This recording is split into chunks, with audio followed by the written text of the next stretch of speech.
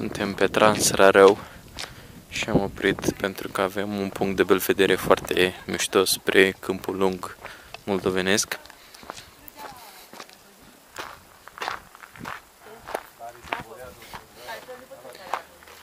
Weekend la munte, o noapte pe Rarău.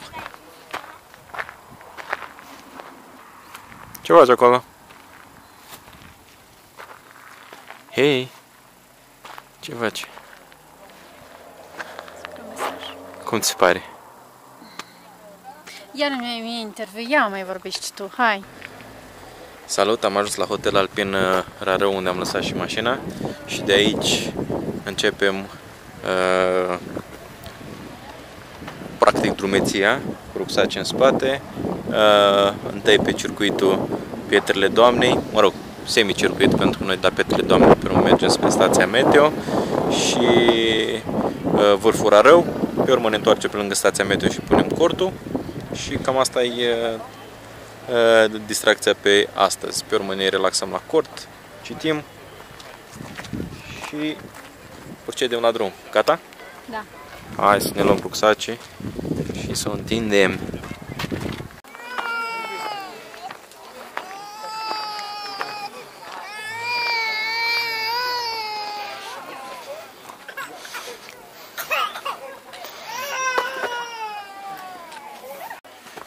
Și începem ascensiunea spre Pietrele Doamnei.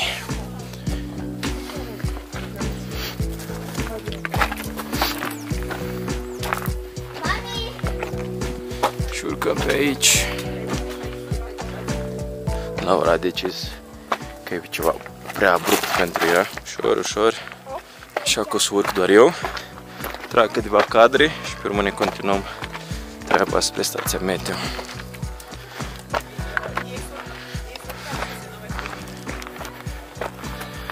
Pam, pam.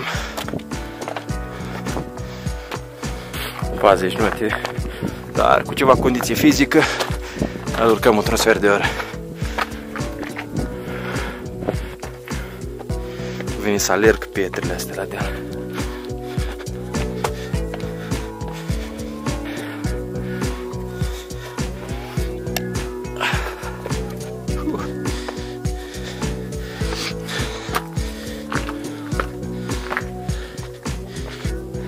Cam așa arată.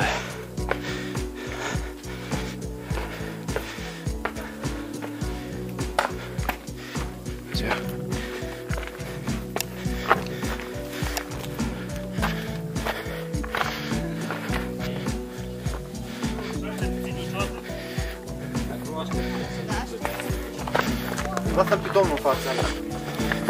Mersi, fain.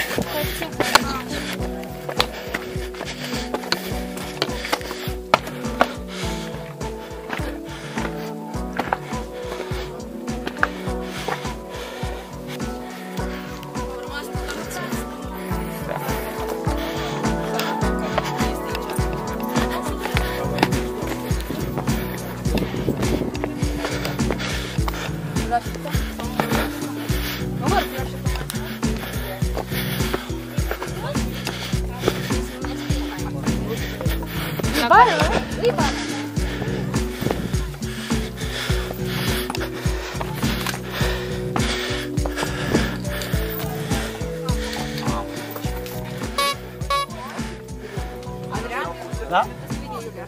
Hai, Iulia.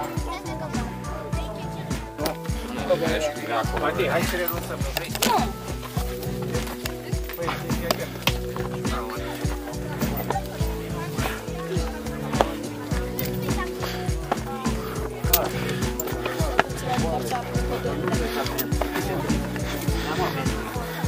Wow!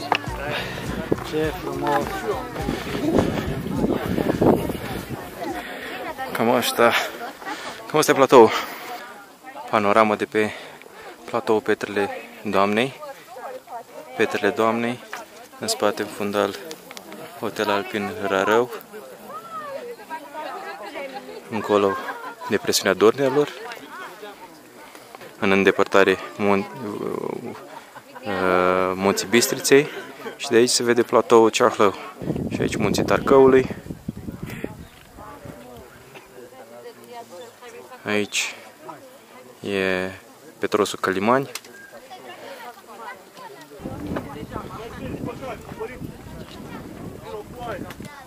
Și acum mai dăm traseul la coborâre. Țineți-vă de lanț tot timpul, că mi-au ușor. Lanț, te tragi și mâinile de lanț. Să nu pe unde nu o ia nimeni. Mă filmează și pe mine, mă filmează. Hopa.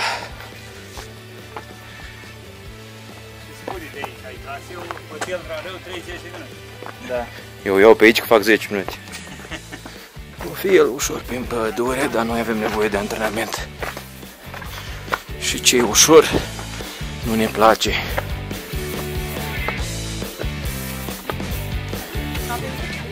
Păi pe aici e traseul, da?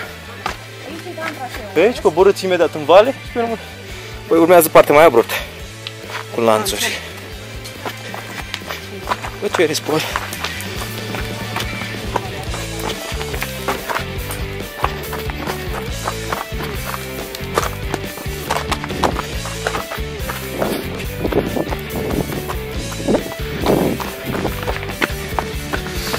Puțin alergare, nu mă pot abține.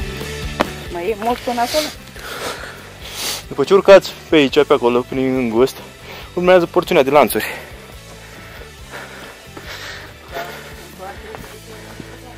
Nu, la întoarcere prin pădure, ocoliți pe la vale, mai ușor. De asta e bine să filmăm, să postăm, ca să vadă oamenii nivelul.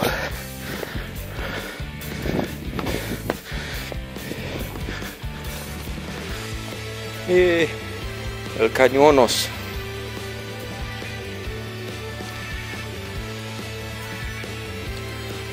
Puțină panoramă. Poate vedem alpiniștii la treabă. Michel? Nu știu ce era acolo, pe mine ușor. Da. Încercați să nu vă întoarceți cu lateralul la vale. Tot timpul stați cu fața la vale. Da. În caz că alunecați, puneți fundul jos. Așa, dacă stați pe lateral și alunecați, vă duceți mai rău. Și tot timpul 3 puncte de sprijin. O mână tot timpul să fie jos. Plăcere, spor! Contrar la un trend care apare acum pe internet de a pune la zid începătorii și de a-i, nu știu, trimite înapoi la oraș pe cei care nu au echipament deloc, care îți ba în pantofi, ba în blugi, ba în tenis, ba în orice altă vestimentație.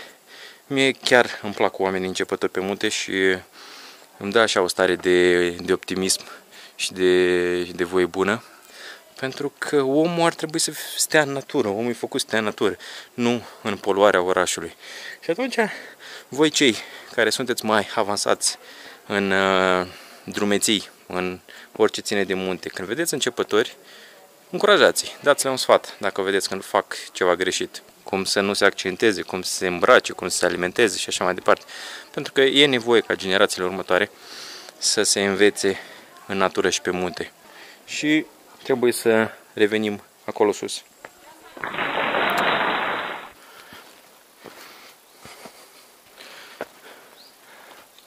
Știm doar că trebuie să mergem înainte. Cruce roșii, triunghi roșu. Unul din ele ne scoate la capana meteo. Vedem și primul panou informativ. Vremea excelentă.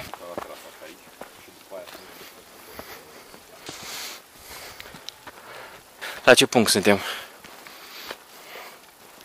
Suntem la punctul păsările mele preferate. În caz că nu știați, astea sunt păsările mele preferate.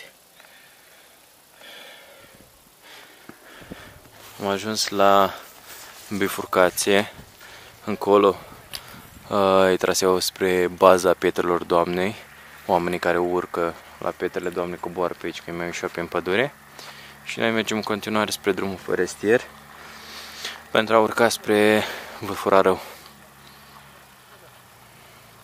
Ia, veniți pe vârf? Nu, noi ne întoarcem spre cabane de acum. Caban. Nu a fost numai așa până sus. N-ați fost până pe vârf? Nu. Eu sunt două doamne că nu prea avem ce vedea și ne-am întors. Și ați crezut? Da? Spor. Asta nu-i cățel. Asta e cățoi. Asta e cățoi. Ce face cuțu? Ce face acolo? Se adună nori și ne-am luat preventiv pelerinile de ploaie. Ne și protejează de vânt. Și astfel ne ține temperatura corpului mai ridicată puțin și să nu avem disconfortul. Am dat o plăcintă de mere, care încă a fost caldă. N-am mâncat-o cu nivel, dar vântul ăsta ce bine prinde pelerina. Sfatul nostru e întotdeauna când mergeți la munte să vă luați cu voi pelerină de ploaie, pentru că niciodată nu se știe când apare o ploaie. Din calitate, necalitate, măcar să fie ceva care să protejeze de ploaie. E ideal, da, să fie o pelerină care să permită corpul lui să respire, ca să nu transpiri pe interior. Cel mai bine să fii pregătit, nici să nu ți iei prea multe lucruri, astea e lucrurile de care ai cu adevărat nevoie. Să nu uiți hanoracul acasă? Da, eu mi-am uitat hanoracul acasă. Polarul mi-am uitat acasă, așa că o să mă bazez pe sacul de dormit la noapte și sper să nu ghez de frig.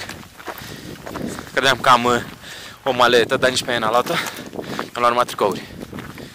Mi-au 2 tricouri mini la noapte. Spre vârful Rarău îi dăm în continuare. Ceasul e 5 fără un sfert. Mai dăm așa cam jumătate de oră cel mult, dus întors. Și pe urmă ne hotărâm unde punem cortul.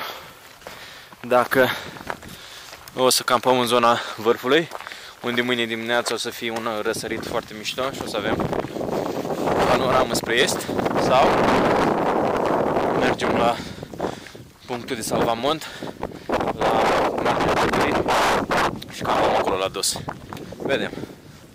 Cam într-o oră jumate, oricum e pus și cortul. Ajungem pe Rarău să ne facem și noi poza cu vârful.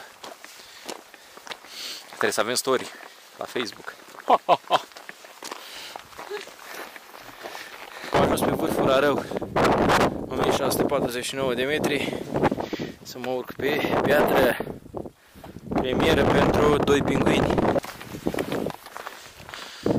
Până la urmă am hotărât să punem cortul la salvamont, la buza pădurii, să fim ceva mai feriți de vânt, pentru că șanse mai mari să plouă la noapte decât să fie cer senin. Astfel că alegem metoda cea mai confortabilă și dacă e să bată tare vântul acolo, măcar având copacii într-o parte, suntem ceva mai la dos. Să putem dormi. Aici pe creastă e prea deschis locul și mă tem că ne spulberă vântul la noapte.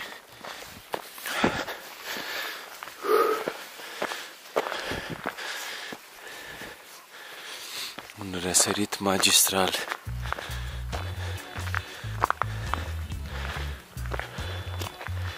Ia uitați ce frumos e.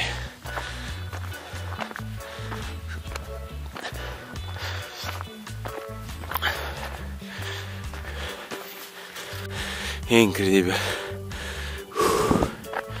Ia uitați.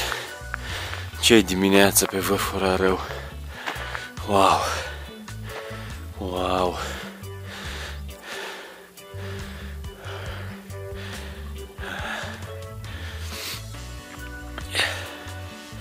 Și spre vârful Giumalău încă se văd nori acolo pe vârf, crucea iluminată foarte fain.